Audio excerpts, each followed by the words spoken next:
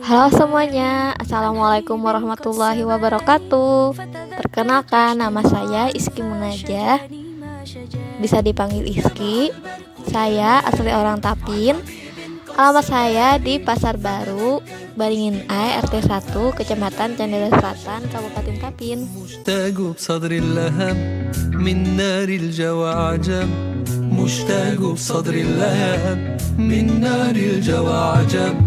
دمعي على خد سكب أشكوه يامي دمعي على خد سكب أشكوه يامي. Riwayat pendidikan saya alumni dari SDN Baringin 2, alumni dari MTSN 4 Tapin, alumni dari MAN 3 Tapin. Sekarang saya sedang belajar di UIN Antasari Banjarmasin, jurusan Pendidikan Agama Islam. To Medina, I wanna go, I wanna soothe my aching soul and see the green, beautiful dome and visit the best man of all. To Medina, I wanna go, I wanna soothe my aching soul and see the green, beautiful dome and visit the best man of all. مشتاق بصدري اللغم من نار الجواعجب مشتاق بصدري اللغم من نار الجواعجب دمعي على خد سكب أشكوه يامي.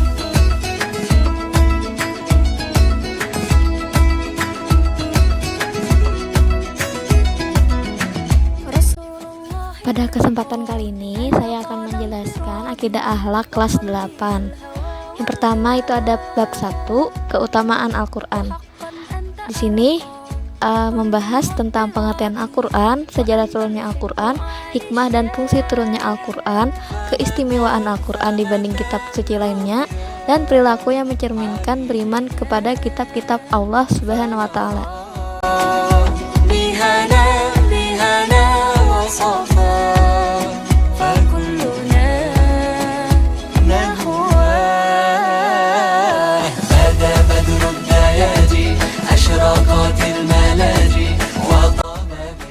Bismillahirrahmanirrahim.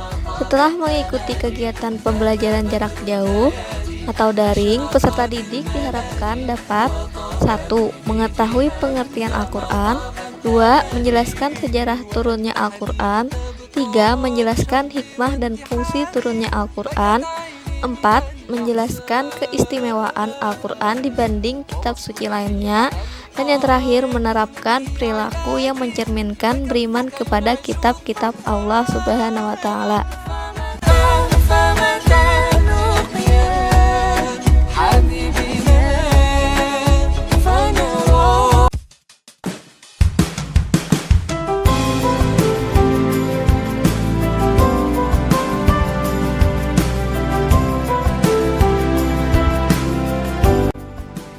Sebelum memulai pembelajaran pada hari ini, diharapkan peserta didik berdoa terlebih dahulu. Berdoa dimulai selesai. Mari niatkan sama-sama bahwa menuntut ilmu ini niat karena Allah Ta'ala.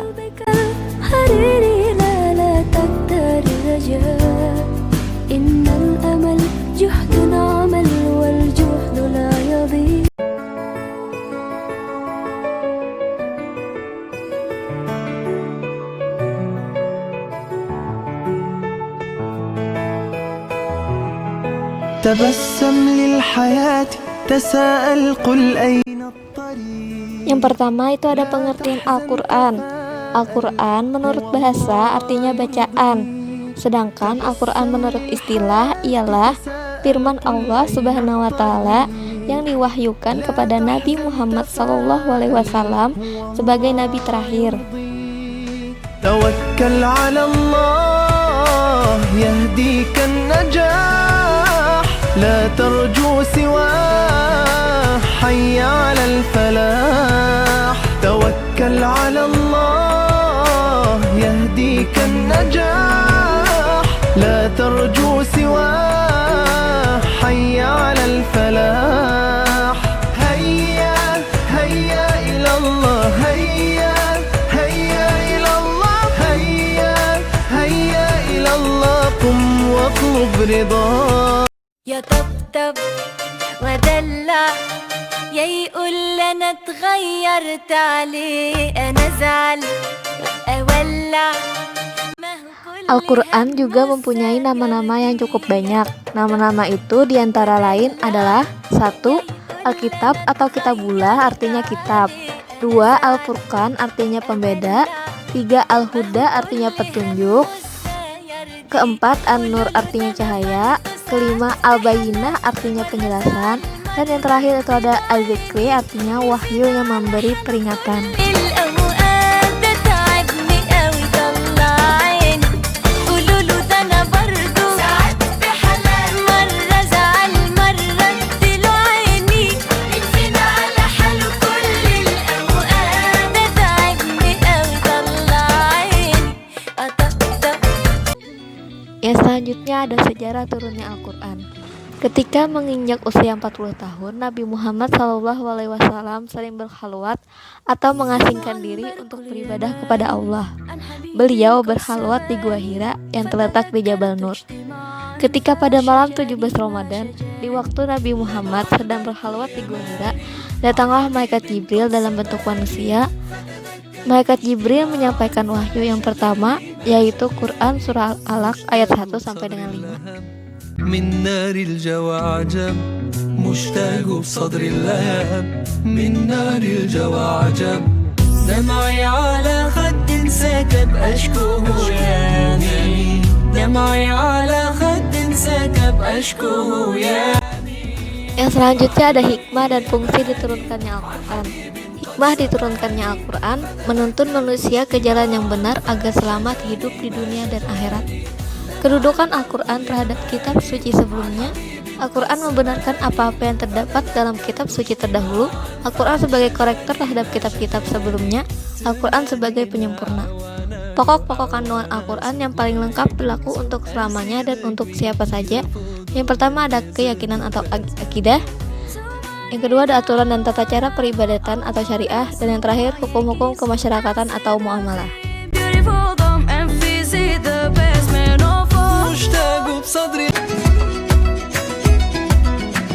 Rasulullah rifqa ana qalal. Pada garis besarnya, Al-Quran berisi tentang 1. Akidah atau tauhid. 2. Ajaran ibadah. 3. Muamalah. 4. Akhlak karimah. 5. Keterangan mengenai yang mana benar dan yang mana salah. Keenam, petunjuk ilmiah. 7. Keterangan mengenai alam gaib. 8. Tarik. 9. Syariat. Dan yang 10. Tafsir dan inzar. فكلنا نهواه بدا بدر الدياجي أشرقت الملاجي وطاب به جهاد كما طاب التناجي بدا بدر الدياجي لا تبكي يا صغيري لا عذر نحو السماء من قلبك الحريري لا تكتر الرجاء إن الأمل جهد. Yang selanjutnya ada keistimewaan Al-Quran dibanding kitab suci lainnya, yaitu yang pertama, turunnya Al-Quran. Yang kedua, Al-Quran adalah kitab yang paling sempurna. Yang ketiga ada Al-Quran terpelihara kemurniannya sepanjang masa. Yang keempat ada Al-Quran tidak tertandingi. Yang kelima ada Al-Quran memiliki komposisi kata yang seimbang. Yang keenam ada Al-Quran sebagai penyejuk hati. Yang ketujuh ada membaca Al-Quran merupakan ibadah. Dan yang terakhir ialah Al-Quran adalah kitab suci yang terakhir.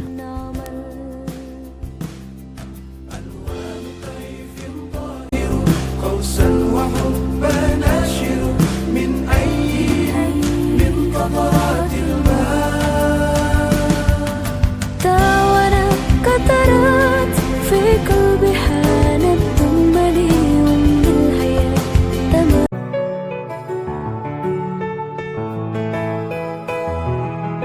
تبسم للحياة تساءل قل أين الطريق لا تحزن تفاءل هو الله يرضيك تبسم للحياة تساءل قل Yang selanjutnya ada fungsi Al-Quran. Yang pertama itu ada Al-Quran sebagai pedoman hidup umat manusia.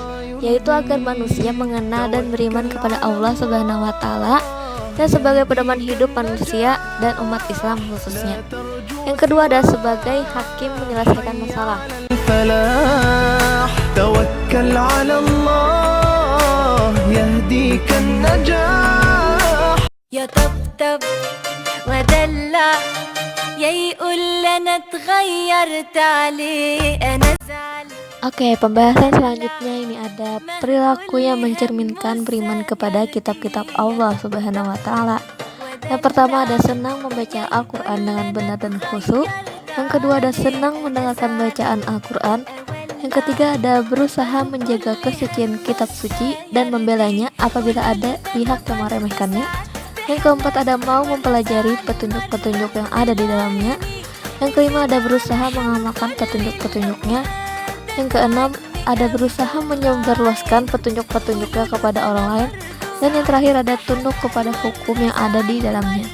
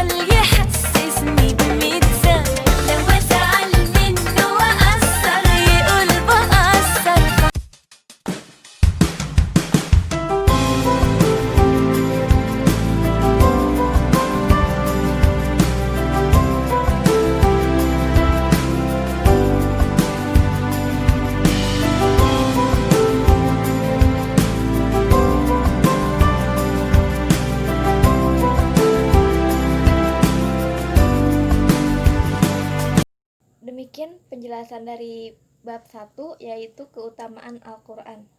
Al-Qur'an adalah warisan yang paling berharga yang ditinggalkan oleh Rasulullah untuk kita semua. Rasulullah bersabda, "Aku tinggalkan 2 perkara untuk kalian semua. Kalian tidak akan tersesat selama-lamanya selama kalian mau berpegang teguh pada keduanya, yaitu Al-Qur'an dan As-Sunnah." Hadis riwayat Muslim. Saya berharap kita semua termasuk orang-orang yang gemar dan cinta akan Al-Qur'an. Saya akhiri. Wassalamualaikum warahmatullahi wabarakatuh. Dadah.